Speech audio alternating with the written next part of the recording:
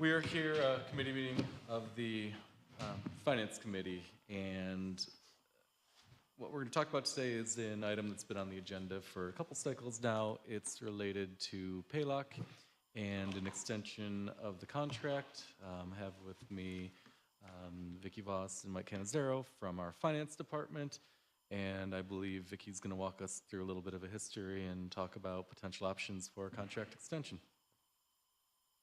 Sure, yeah. So good morning, councilors. Mike Canizero, Commissioner of Finance, here with Vicki Voss, Deputy Commissioner of Finance. So today we will be talking about paylock, which the service that they provide is parking ticket enforcement. They're not necessarily issuing tickets, but really the booting on cars, but their services do result in additional parking ticket revenue for the city. So we have an agenda in front of you as well as some additional materials behind it. So Vicki will talk us through that. Just, the purpose of this meeting is to evaluate current and prospective parking enforcement vendors and to determine the most cost-effective and efficient path forward. So I think that wraps up our welcome and meeting objectives, and I'll hand it over to Vicki. Good morning. As Mike said, I'm Vicki Voss, Deputy Commissioner of Finance. Basically, what we wanted to do is we wanted to review the contract was up for renewal. Currently, we are paying all in the registered vehicle owner pays a $50 boot fee currently. And did you not get a copy? This is where there's copies here. All right, Pat. Oh, somebody else did it. There's an extra. That'll be for Rashida when she comes back. Oh, and Jimmy. Sorry. That's okay. So they've been a vendor of ours since 2008. When I first started, we were having our staff physically go into the various DMV accounts that are by license plate, and they were merging them. So we had a full-time person working probably 40% of their time merging the accounts so that if I had tickets under 3 different license plates, that they would identify that it was me by the date of birth, put those 3 together, and then they could then become bootable because you have to have 3 or more tickets. We talked to Paylock. They, at their own expense, wrote a software program that would automatically do this merging. So they didn't charge us to do it. It increased our boot revenue. It decreased our staff having to do that work, so freed them up to do other things. That was one thing that they've done for us. They heard our concerns about having only one booter Monday through Friday, 9 to 5. I think Nader can speak to that. That was a concern. We talked to them about it. They hired a second booter. They changed the hours so that they're working from 5 a.m. till 9 p.m. Tuesday through Saturday, so that they are covering more of the week, not just the work week, but also evenings and early in the morning, which also improved our revenues. They further have an incentive program so that if somebody, they're not just getting an hourly wage driving around the city not doing any boots, they actually get paid the more boots that they place. So that has incentivized people, and you'll see there's a attachment, shows the Paylock revenues. If you look at 2022 was the first year that they started merging, 733,000. It did drop in 23, but has steadily increased, and we're estimating based on the projections for the first third of the year, the first 4 months, we're going to be well over $800,000 based on those projections. We usually get the most of our booting spring and June. If you look at the, July is also a big month. And the one point I would make is, of that paylock collected, the total collected column is the city's total parking ticket revenue. Paylock's really contributing anywhere between 19 to 22% of that total. So there are costs associated with it, so it's not like we're just getting $733,000 in 2022.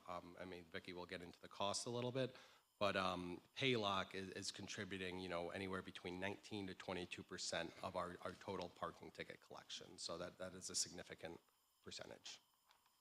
That's what we're trying to decrease. Well, what we're trying to decrease is the 28% that the city is paying. So the 28% that the city is paying in '23, I believe, was $213,000. Last year was 162 or 168,000. Those are We're- operation costs. That Yes, 28. those are costs that it's- hit the it's- CPC operating budget. Yes. So obviously, we'd like to reduce that cost to the city without greatly increasing the boot fee for the constituent, because it's $50. Doesn't need to be more than that if we could help it. So the proposed enhancements and expanded services is one way that we could, bridge that gap, not increasing the boot fee too much and not paying too much in our, reducing that 28%. So what they've given us is this flyer here. And the first page shows under immobilization pricing, current boot fee is $50 and contingency fee is $28. That's what we're paying now. There, with existing tickets, they would like to update it. Currently, they factor in a 3.5% amount for people who pay by credit card. Instead of having that come out of the city's 28%, they're proposing to have the person who's paying by credit card should pay that 3.5%. So that would be charged to the ticket payer. If they pay in cash, they wouldn't be charged the 3.5%. If they We pay do by the same. check, they wouldn't be charged. We do the same with water And other taxes services, and yeah. everything else. So this way, it's putting that convenience fee where it belongs, which is with the person who's paying rather than the city. Just to dig into that contingency fee a little bit of 28%. So whatever the outstanding tickets that the booty received, that's that city cost. So if they had $500 worth of tickets, 28% of that $500, we're paying that as a fee for booting. That's the cost that's hitting the CPC operating budget. That's the $200,000 cost Vicki was referencing. That's what we're trying to reduce. So really, any of the cost savings we're talking about in this presentation would be reflected in the city payment center budget as far as decreasing that contracted services line. So they also wanted to add option, down under option 2, option 3, they were going to add a new late lost and damaged fees. So currently, Paylock absorbs if anyone who pays late is charged $25 now. That would increase to a $50 fee. And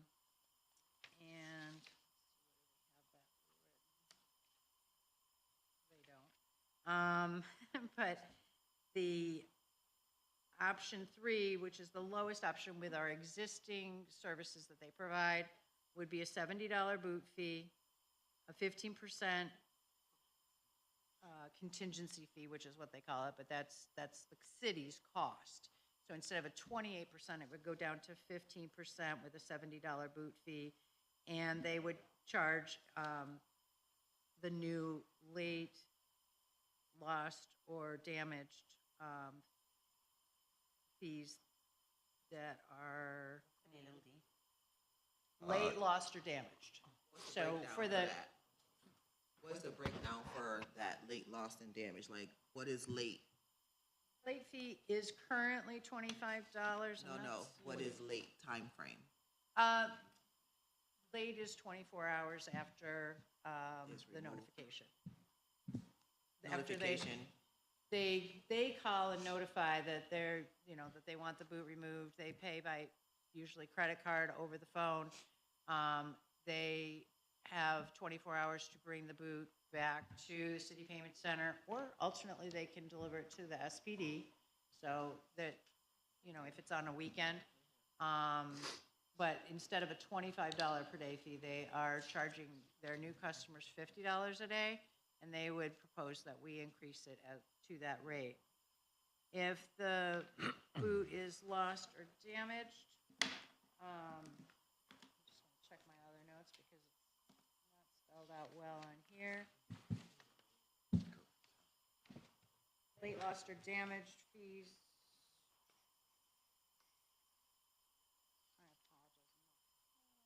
apologize. Okay, $400 is a damage charge, and if it cannot be repaired, it's completely broken, that would be $1,000.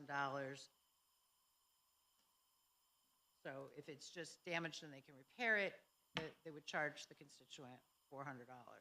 what is the likelihood of one being damaged? Is that someone who attempted to remove it without paying? Yes. And broke it somehow. And then, so has that, well, I won't say has it happened, more or less, are they able to get it off at some point, or are they ending up having to pay eventually anyway? And so you have So their, there's two, there have been people that have successfully removed the boot. It's very rare. When they do that, they damage the boot. Whether it's repairable or not, it depends on how they took it off. And Paylock would tell us, if it was damaged. But right now, they're absorbing that cost. So we don't really track how many late, lost, or damaged items there are because that's all through Paylock. So it would be a new thing we're going to be tracking. They moving would forward. track it and they would charge for it. Do you know if there are any tools available out there to remove a boot? Maybe a sledgehammer?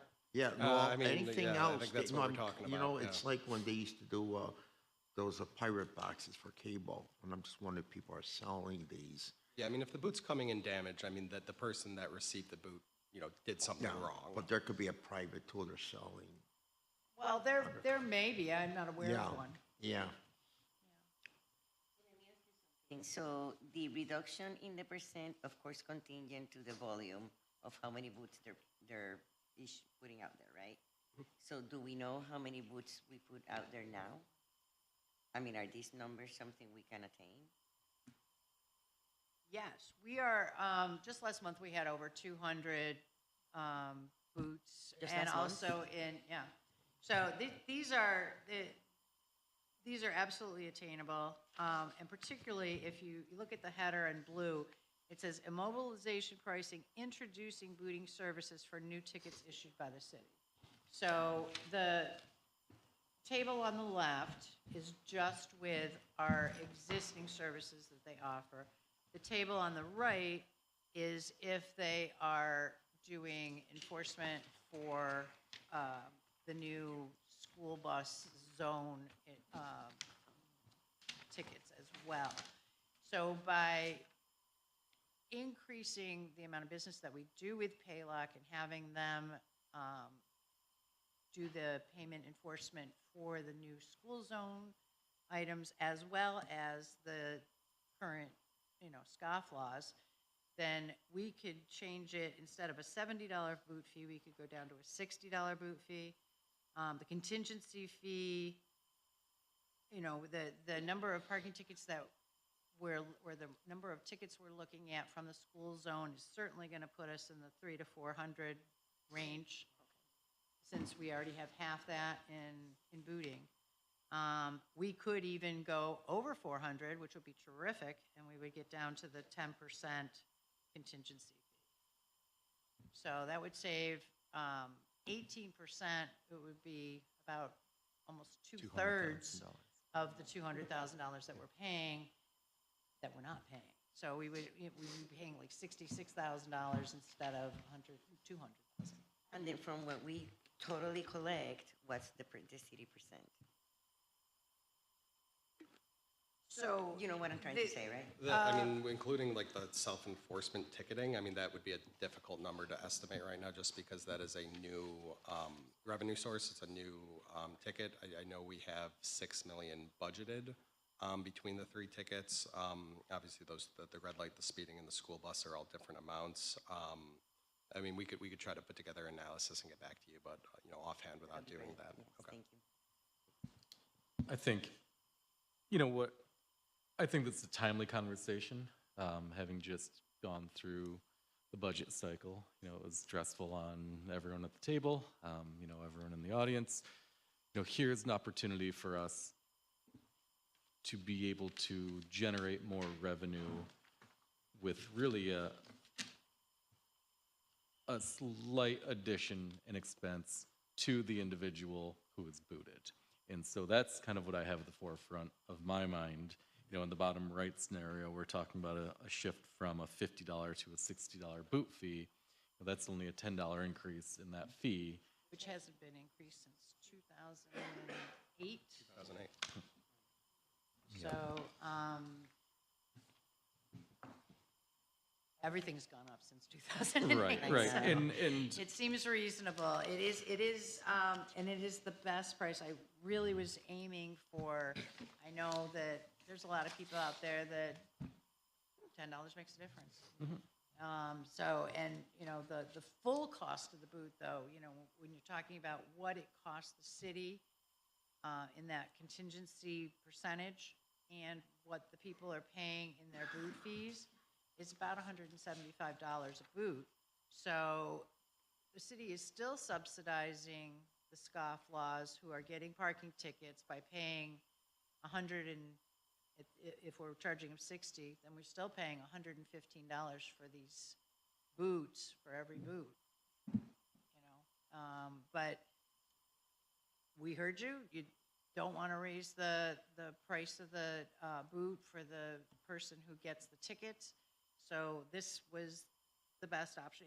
If you felt you could go with a higher boot fee, we could perhaps even reduce the contingency fee further. When was the last time we had like an amnesty where we said, if you come in and pay your tickets, like, we'll take $10, $20-something. Right before you started. Yeah, it had to be like 2020, 2019, because I started in 21, and it was right before I started that they did that. How I remember paying successful mine. was that? Was it successful? Like, It was a bump in revenue, $2 million, yeah. It was a lot of work, and I mean, I think part of the reason Vicky's in this building is the former deputy commissioner retired because of that parking amnesty program. even if we got a couple $1 million, let people start fresh before we change up the rules, Yeah. I think it's worth it. I don't have a problem looking at that. I mean, it's been more than, well, it's been almost 5 years. Yeah, I think as things are changing and we're moving forward, if we could come up with an amnesty, and then that would encourage people to come and, pay them, and then I think it would be nice. If we could start this after July, that'd be great. That sounds good. I know you went through it a little bit. Can you just go back over what is the new tickets, where it says red light, speeding, school bus? Why is that under new? So those are all the self-enforcement ticketing. Those are the tickets that will be coming online in fiscal year 26, pertaining to the school zone bus arms, or the school bus arms, school zone red lights, and school zone speeding. Okay, And okay, So that is a new ticket that we will be issuing. I'll admit I had a cheat sheet. I got together with Leah and Vicky beforehand to get this all laid out. And Leah, correct me if I'm wrong, you mentioned that we currently have no enforcement mechanism on the automated enforcement. So if an individual gets a ticket and they don't pay, we're kind of in a gray zone there.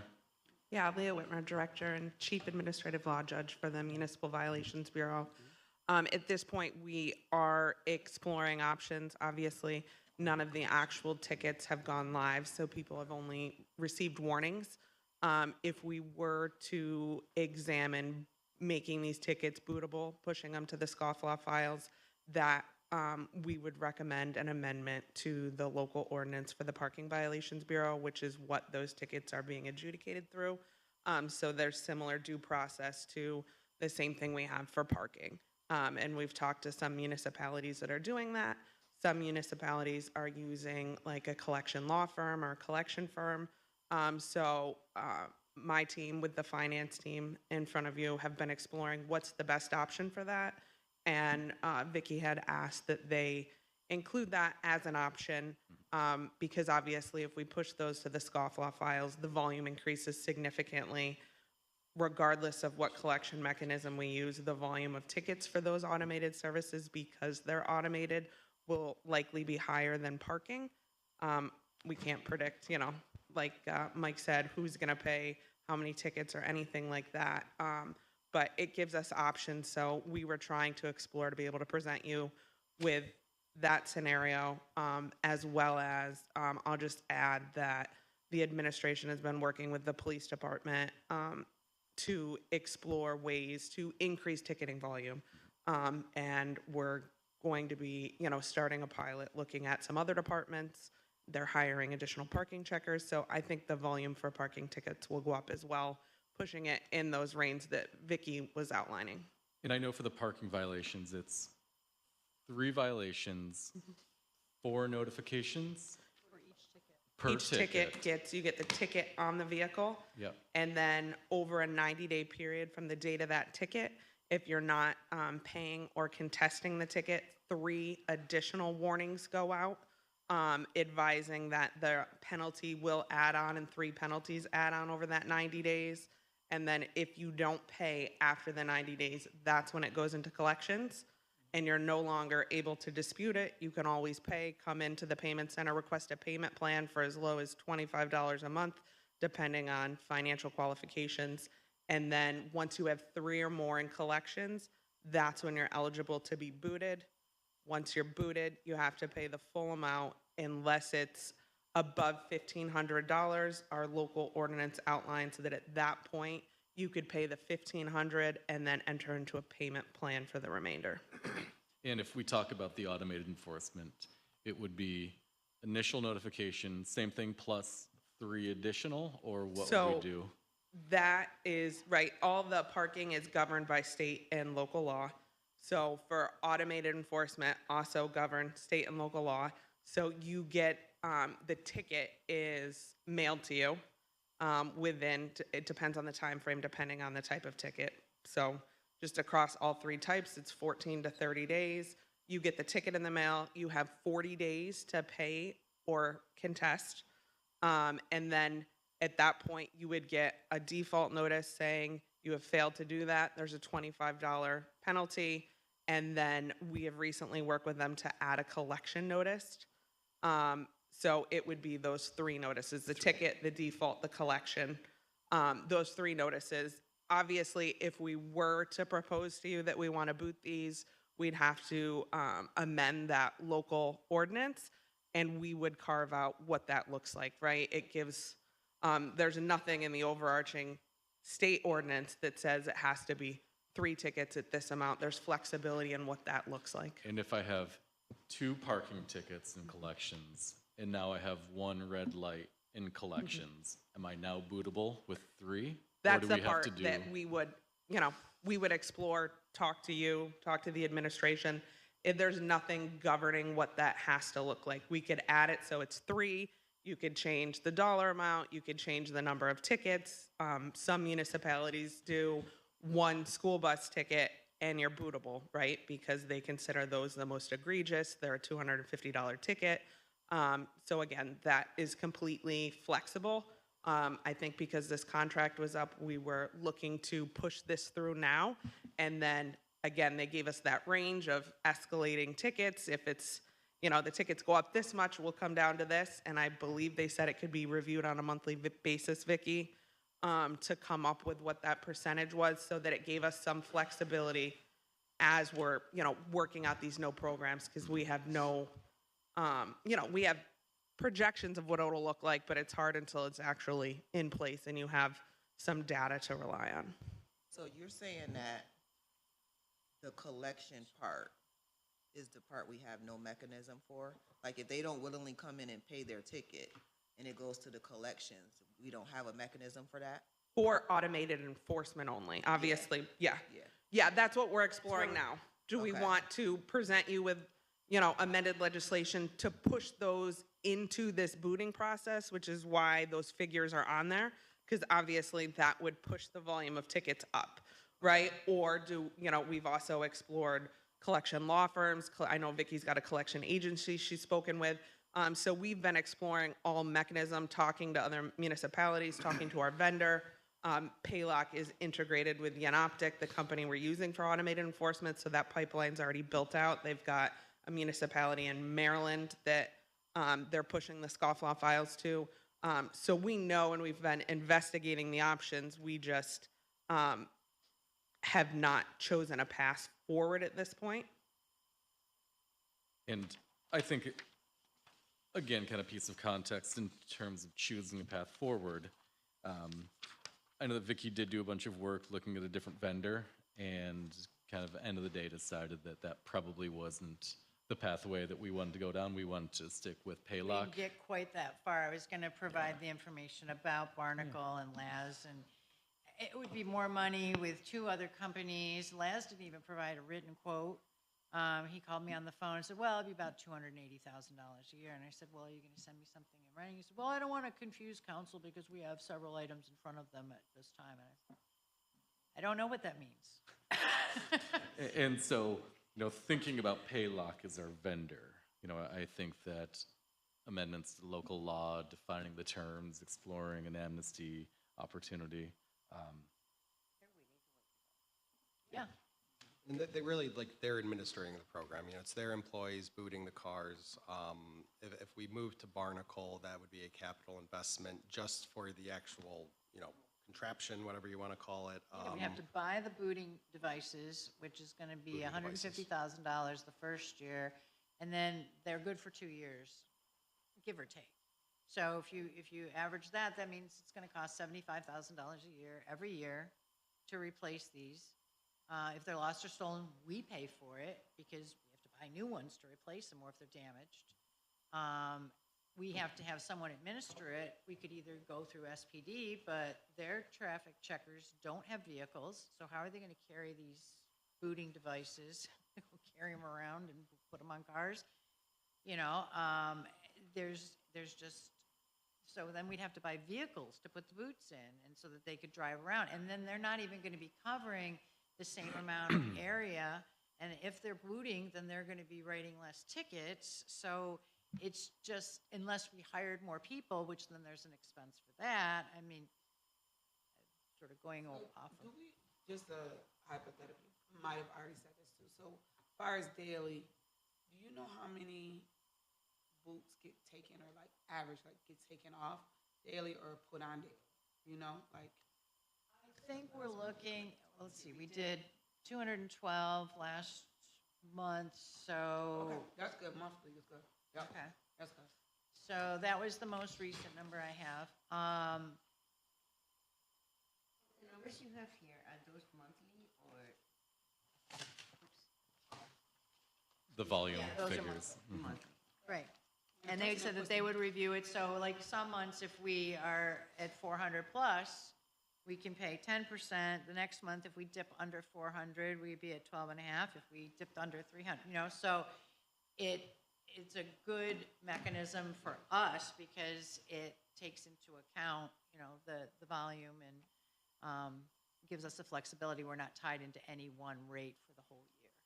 The person that takes, I'm sorry, really, the person that puts the boot on is our employee? Paylock employee. It's their employee, and, you know, that's another thing too, is that, I mean, one guy called, and talked to one of the supervisors in my office and was receiving threats. They were worried he was gonna quit because we know who you are and you put boots on cars. If, think of the liability if we had our own staff doing that. As it is, you know, we call SPD if there's an issue. The booters have the number for Sergeant Romaine, he comes right out. But, you know, then that becomes our problem if somebody gets violent. Well, people get violent, not violent, but people threaten our meter people too, right? Probably, yeah. So they go out looking for cards to boot, I mean, do they have a device, how do they do that? Sure, they drive around and they have a camera on their car, so which is another expense we would have to pay for, is to get this camera. The camera scans in the plates. It goes through a software that says, hey, that plate. Yep. So then they pull over, they apply the boot, and on to the next one. They go to people's houses too, right? They can boot anything that's on the street. If it's in a person's driveway, they cannot boot it. They do look at people's houses. They do go like so, looking to see if they're. I don't know what the range is on the. They have. They boot in publicly available, so on the street, they won't go into driveways. Publicly accessible parking lots, like the mall, you know, and places like that. But we don't go onto private property unless it's publicly accessible. So I keep going back to the numbers here. We're talking about in this scenario, a $60 boot fee. Where are we compared to other municipalities? Is that above? Is that below? Are we? I did a report on that. You know, I was thinking about what is Rochester, Buffalo, Albany, what are they doing? Do we have any idea? Yes. Is it in the packet? No. Leah gave me Albany was a $40 boot fee, but they used the Albany Parking Authority. Buffalo is a $45 boot fee. They own and operate their own impound lot, so there's no third party involved. Rochester is $85 using Paylock. Utica is $150. Yonkers is $75. They have their own boot and tow division. So, kind of all over the place. But 60 is lower end of the Yeah. spectrum. Lower than Utica. And so just like Vicky said, the difference is, right, Rochester and Utica would be similar to us, that we're using a third-party vendor. The others have some form of parking authority that handle everything. They handle their meters, their parking checkers, their booting. Like Vicky was explaining, if we want to go with Barnacle, we bring all of that in-house. That's the difference. So that's why those fees are lower. So the comparison here would be Rochester and Utica that are using a third-party vendor, as we don't have a parking authority. They were where? None of these 85 were, and 150? Rochester was 85, Utica was 150. So ours is one of, for a municipality that does not have a parking authority, our fees right now are, from our research, the lowest in the state, and Paylock has said the lowest across the nation for any, you know, municipalities that they work for. Patrona, you had a question? it's okay. So let me ask you this. So then Paylock, the contract, is it a 3-year contract? Where are we in it? Are we looking to renew this for 1 year? We're What are looking we to doing? renew it. It is a 3-year contract. So, so it's, the 3 years are done? Are up. Oh, okay. Yeah, that's why I put it in March, because it expires in June, and I didn't know it was gonna take so long, but I'm glad I was early. So we're looking to do another 3 years or year to year? And At council's pleasure, you know, we could try it for a year. I would talk to them about it. Typically, it's been a 3-year contract. The other option that, and I would point out that I am talking to Simon's collection agency, who just gave me a brief overview. They said that their collection rate would be about 30%. which is more than the 28% we're paying now. And we had done some collection efforts back when I first started, I think 2021 or 2022, with CCRM3. It's a collection agency, and they were trying to collect on our parking tickets. They were charging 60%, up to 60%, depending on how old the tickets were. So, that just isn't really affordable. If we're looking for a collection mechanism, this seems to be a very affordable one with a vendor that we already know and trust.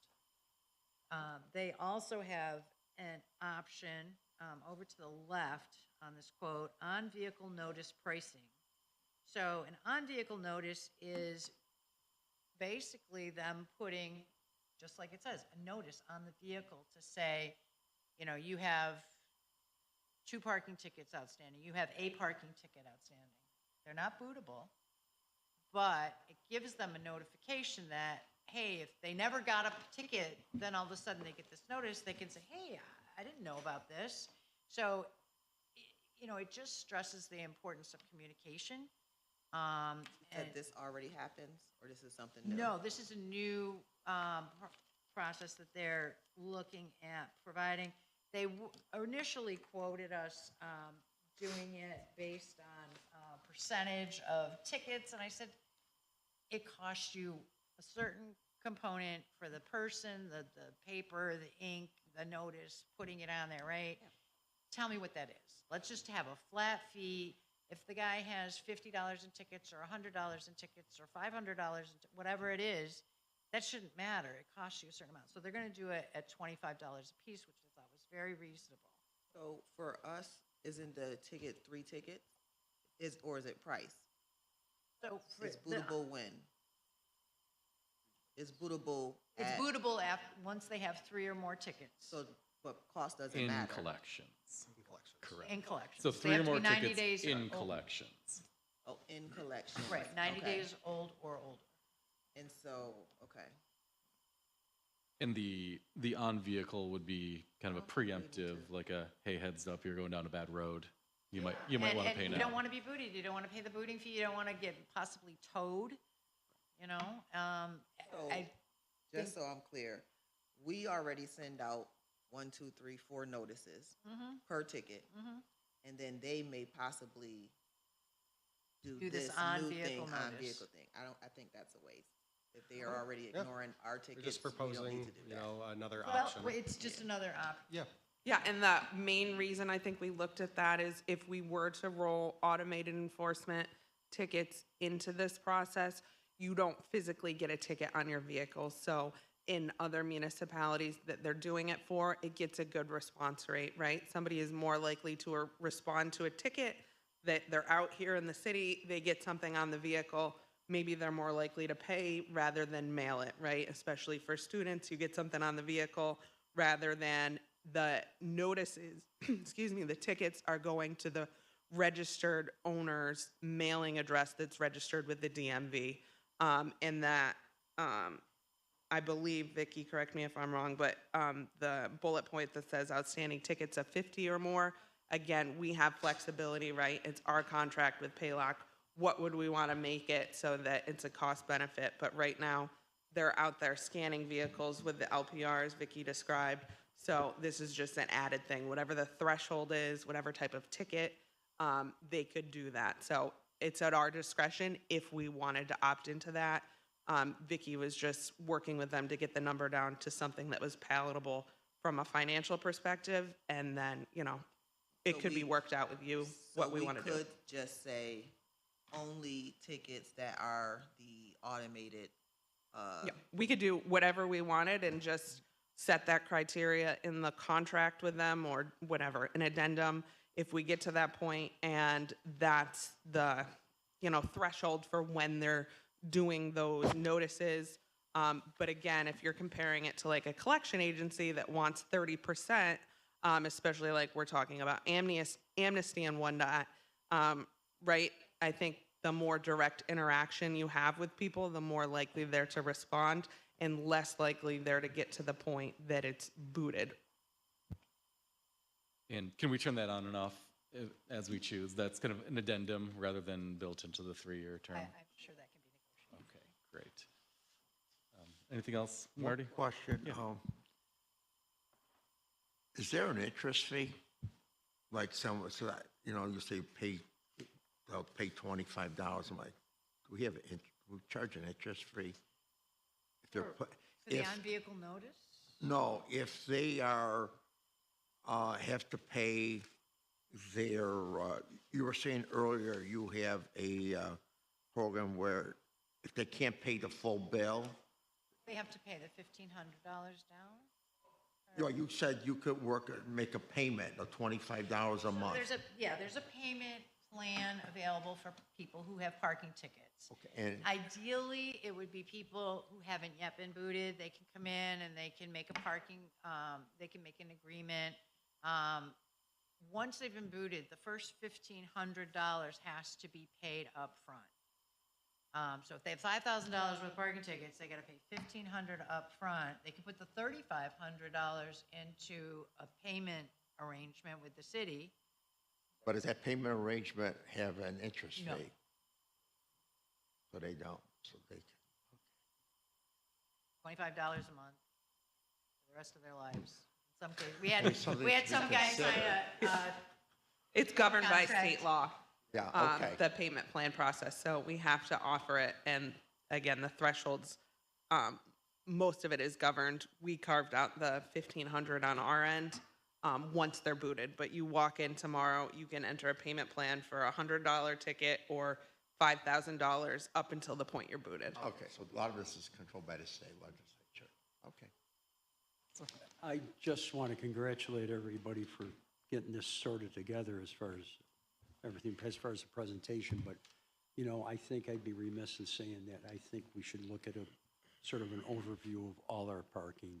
You know, parking authority, I imagine that it would have to be like the state senate and the state assembly would have to allow us to do that.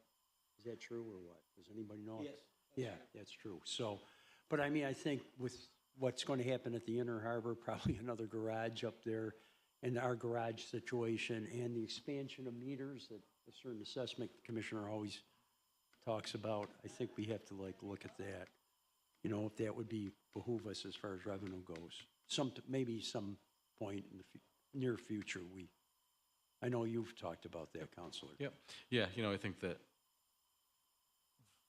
the parking ecosystem, we have a lot to think about and a lot to, you know, capitalize on, both in terms of quality of life, but also in terms of revenue enhancement. And I'm willing and open to have all conversations about parking. I mean, there's anytime. like commercial corridors being created in this city that we never thought would be. And I think to help those businesses out, maybe the expansion, especially like that East Fayette corridor, you know, where we expand the parking meters instead of some student from Long Island parking in front of a store for 3 days, you know. I think just, that's sort of minimal thing, but as far as the overview, we should look at other authorities at some point to see a feasibility study or something. Yep. Indeed. But, you know, I'd like to echo Councillor Hogan's gratitude to Vicky. You know, when she put this on, and Leah, and Leah. It's when she put amazing. this on the agenda in March, I said, oh, wow, we've got a whole lot of time, right? And then all of a sudden, the calendar kept Zip right forward. zipped right through, and she's done a lot of work, made a lot of phone calls, and, you know, I think been able to bring to us a proposal that, you know, we can definitely capitalize in terms of the financial impact on our city. And so, thank you very much. Motion to adjourn. Second? All right. Thank you very much. Yep.